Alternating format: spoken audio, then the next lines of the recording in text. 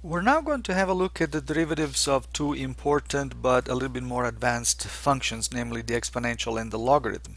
Now you may remember that both of them are transcendental functions and that their definition was not exactly immediate, intuitive, and in fact many of you are probably still working on those two functions. Well, you'll be glad to know that in fact the derivatives of exponential and logarithmic functions are fairly easy, at least when it comes to the natural version.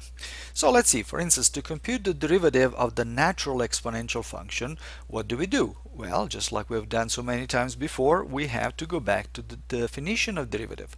So the natural exponential function is just e to the x, and so when we apply the definition of derivative, we end up that f prime of x is going to be the limit as x approaches 0 of e to the x plus h minus e to the x all over h. Well, there is something we can do with this fraction algebraically, because for one thing, we can split that power e to the x plus h into e to the x times e to the h using properties of exponents, and in this way we end up with an e to the x which is a common factor. Not only that, but this common factor of e to the x does not have any h's in it, and therefore we can take it all the way out of the limit. Alright, so let's see where we're at. So far, so good. Pretty simple algebra.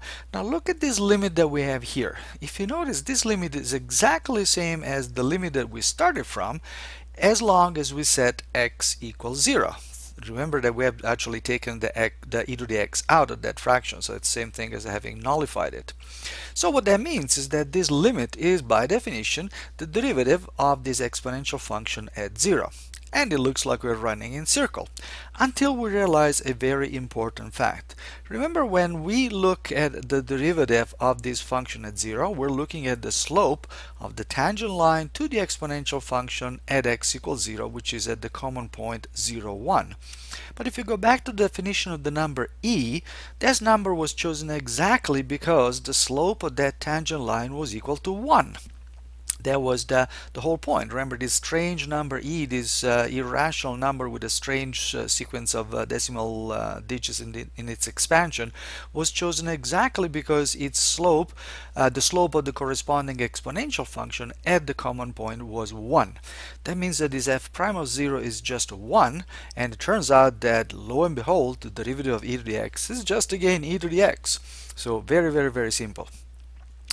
You might say, well, what about the general exponential rule? Okay, so in other words, what do we do when our exponential function is of the form a to the x, where a is some positive number?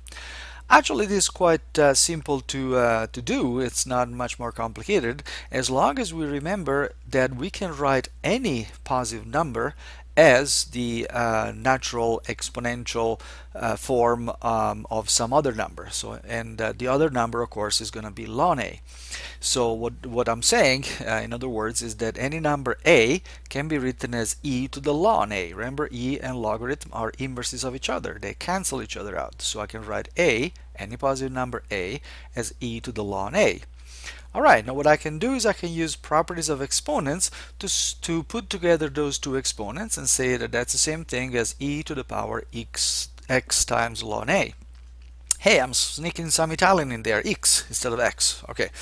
At this point, I can use the previous formula. Now, notice that I have an exponential function composed with a linear function, x ln a. So what I can do is I can use the chain rule, and this will tell me that the derivative of this new function a to the x is going to be equal to the derivative of the outside, which is the exponential, which tells you I don't have to do anything, so just leave it as is, times the derivative of the inside. But the inside is just the linear function, so its derivative is just ln a. And now if I simply go backwards with my transformation between a and e, I can write that first exponential is simply a to the x. It's the same number that I had before, right, on the previous line. And therefore it turns out that the derivative of any exponential function of the form a to the x is just a to the x ln a. And notice that when a is e, ln e turns out to be equal to 1, and so we're back to e to the x. So two fairly simple formulae, and as we'll see, the ones for logarithms are not much more complicated. Actually, if anything, they're easier.